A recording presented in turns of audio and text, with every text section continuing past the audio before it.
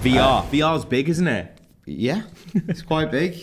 We had a price for the Sony VR headset. Yeah. But also, we found out that they're making Star Wars experiences. Lucasfilm are investing in VR. Huge.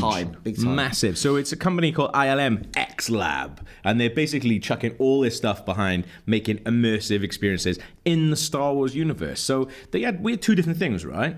Very close together. But, so we, at Sony's VR conference, they said that there's a Star Wars Battlefront VR experience coming, whatever that is. So is that just you're going to be able to play Battlefront in VR a little bit? I think it'd be more adapted. Yeah. Every time I've spoken to VR developers, they've always said that there's quite a lot of genres that don't just work if you port it, and like shooters is one of them. I can imagine. I think that's one that's quite high for the old nausea. I think like a massive thing that people need to, and seems like ILM X Lab are really getting behind and doing it in the right way, is referring to this stuff that you experience in VR as experiences rather than games. Yeah. Because I have to say, like when we came back from Paris Games Week, I experienced a bunch of VR stuff.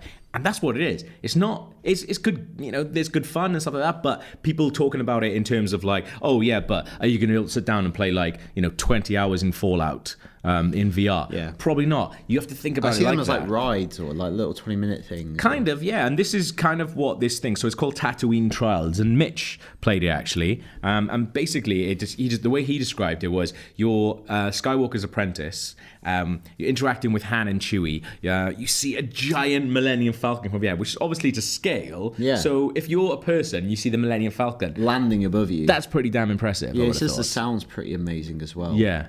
Well, if you think they've got all of those like that Lucasfilm just archives of stuff, and I think like we talked about this before, where the sound in Star Wars is such a massive part of it.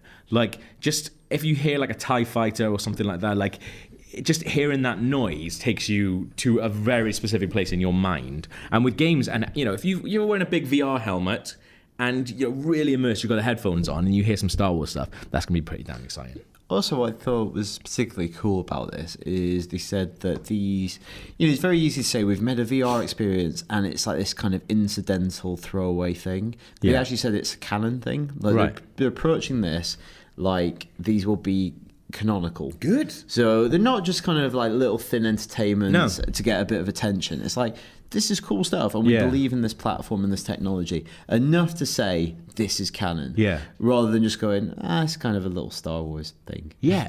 But imagine that, though. That's the thing that I thought of instantly was, people are going absolutely crazy. They're going to go back and start filling in gaps with films. And, like, they're going to cast a young Han Solo any day now. Like, rather than do that, make it in VR. If you want to tell a cool little Han Solo story, like, you can use his voice. You can use, like, or sound-alikes that sound a lot more like him than look like him. It's like when they always used to make a cartoon out of a film that you used to really... Exactly, really love. It's like, it's not quite the same, but it's close enough. Or video games as well. And I think, like, if you can go back and be like, you tell a little story. Because, like, one of the things that I always think, and I watched Empire again recently, was Luke's training seems to take... Like, if depending on what school of thought, like people say it's like 7, a couple of weeks, but actually the other stuff that's going on happens in a couple of days. So I think like you could easily in a Tatooine trials. What are you doing? Jedi trials, exactly. Boom, done. Fill in the gaps. Fill in the gaps with VR. That's your.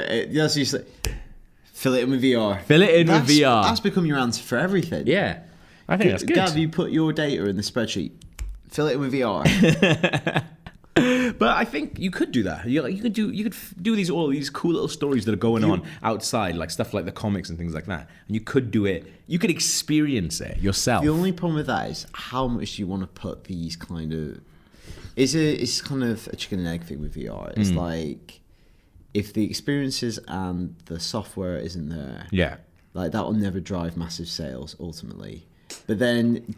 How much can you go all in on making these big things for a platform that might not have a massive install base? That's the age-old question with any new technology. It's like you want them to go awesome, and it sounds like they are supporting it. Yeah. Because if they keep making these Star Wars experiences, that is a massive compelling reason to a big audience. It might be the thing that pushes you over the edge. You're like, oh, I really like a VR headset. It's quite pricey. I might play that. And then if you're a Star Wars fan, it's like, that's another cool thing I can get. They're going to put one of these out. You're going to find out about Luke's training and how long it specifically took. Yeah. Bought. Get it bought. I'm going to be sitting around while the Millennium Falcon lands. Do that every week. Yeah, exactly. Get them on Fridays. You said, but I can kind of see your point where they're not going to invest loads of stuff and be like, how many people have actually bought this VR headset and going to actually experience the story? Wouldn't be a success. Yeah, well, I guess, that's the thing with any kind of like newish technology. Before people actually start doubling down on it, they've got to realize that it's actually pretty good. And I think I am a massive Nintendo fan, and I felt that for years, where you really just wanted a developer to just get behind Nintendo and be like, yeah, like, I love what you're doing. I love the Wii U. I love the 3DS. Like, we're going to make loads of cool little games with it. Never happened. Connect. Like, exactly, yeah. Like, it just doesn't happen. Yeah. Unfortunately. And then like, things happens where the plug gets pulled. The danger with that, the new stuff is, if the plug gets pulled, and the maker stops supporting it, then as a developer, if you got all in on making a Kinect game, and you're like, Kinect's no longer going to be a thing, it's going to be in the box. Like, oh my God. You could have told me, Kudo. Yeah. Oh, yeah. Well, I mean, it'd be pretty good to see what they do with it. But Mitch has said this. I really want to play this VR Tatooine intro thing. Sounds really good. And the ILM guy said that we want to make a lot of stories. And I think if he's mentioned like the thing of going like doing these episodic stories.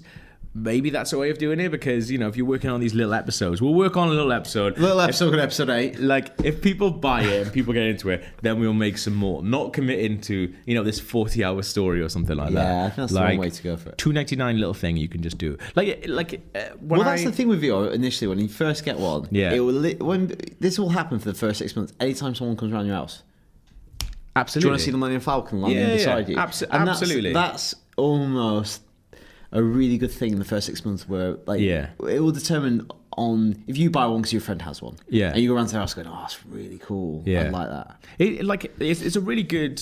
Hopefully this is still going, but there was a while back. I think we actually met at one, like the thing the Bossa Studios used to do in London. They used to do like a monthly VR meetup where they basically invite a load of people who are just developers and people interested in VR into their studios to have a couple of beers, and they'd have like presentations from like 3 VR people, and like sometimes it was the worst thing ever, whatever someone was working on. You kind of just want to go up to somebody and be like, stop what you're doing. Like, don't put any more money into this. Sometimes it was really good, though. And, like, there was this one guy, I remember, he'd made this really cool 360-degree filming of a motorbike. Did you see that one? No. And he basically had covered this guy in GoPros, send him around Brands Hatch, the circuit, on a motorbike, and filmed the entire thing. So you stick the Oculus on, and you're on the back of this bike.